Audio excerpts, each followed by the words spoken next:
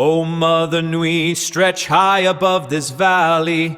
Your starry body is our glory. Then see the hawk of yonder Rahur quit, his fiery splendor, oh so mighty. He brings a light for all our weary souls. He makes the broken spirit whole.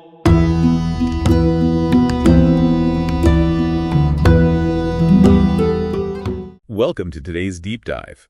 When you picture ancient alchemy, you probably imagine like a wizard in a smoky lab desperately trying to turn a chunk of lead into gold. Right, yeah, the classic image. Exactly.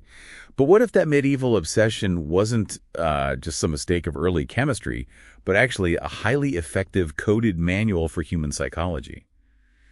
Today, we are looking at a really fascinating stack of sources, tracing how a 10th century Arabic text on literal metallurgy evolved into a modern clinical framework. Yeah, it is a pretty wild jump. So the anchor for all of this is a 10th century text called the Kitab al-Mawazin, or the Book of Balances. It's attributed to the scholar Jabir ibn Ayyan. Okay. And to grasp how radical this text was, you really have to understand the Aristotelian physics it completely overturned. Aristotle believed that qualities like heat, cold, moisture, and dryness were just accidental properties. Like they described matter, but they weren't the matter itself. Exactly. They weren't substances themselves. But Jabir completely flipped that. He argued these qualities were distinct material natures with actual physical weight and density. Oh, wow. Yeah, it's a property he called specitude. Okay, let's unpack this for a second. So Aristotle thought of heat like the color of a car, just a surface description. But Jabir thought of heat as the engine itself, like a tangible, heavy substance you can pull out, weigh, and tinker with to completely change the vehicle. That is a perfect way to visualize it. And because Jabir believed these natures had physical density, it logically followed that they could be isolated, measured, and, mathematically recombined in a crucible. Which is the literal balance he's writing about. Right, exactly. But alchemists didn't stop at literal metals. They believed these exact same mathematical principles applied directly to the human soul. Wait, so does this mean medieval chemistry was actually just ancient, highly coded self-help in disguise? I mean, in a very real sense, yes. There is a related text called the Book of Copper, which outlines a fifth nature. It's essentially a cosmic scaffolding connecting dense physical elements to the animating spirit, or pneuma. Okay, pneuma. And to justify this, they quoted the ancient Greek physician Galen. He stated that the internal spirit directly follows the mixture of the body. Wow. The spirit follows the mixture of the body. Yeah, so the physical act of balancing elements in a fire was seen as a mirror for purifying your own mind. And that concept was so potent, it survived for centuries. Really? Oh, yeah.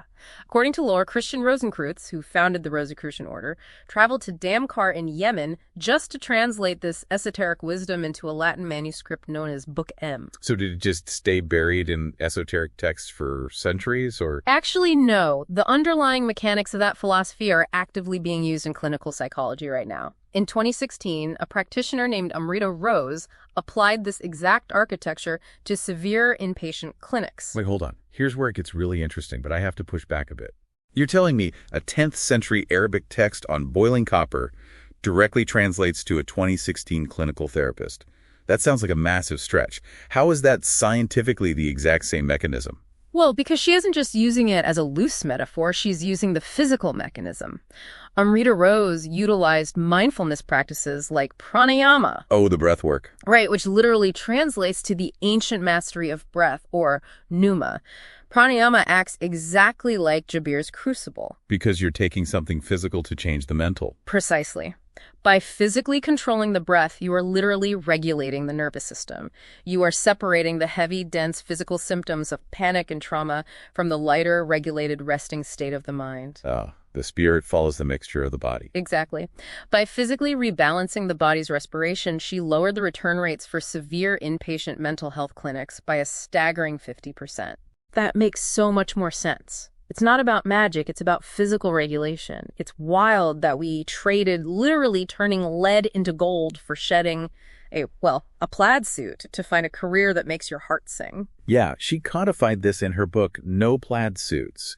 A plaid suit is her term for the heavy, toxic expectations and societal conformity that cause severe psychological dissonance. But the core mechanism of balancing opposing forces is completely identical. It really is.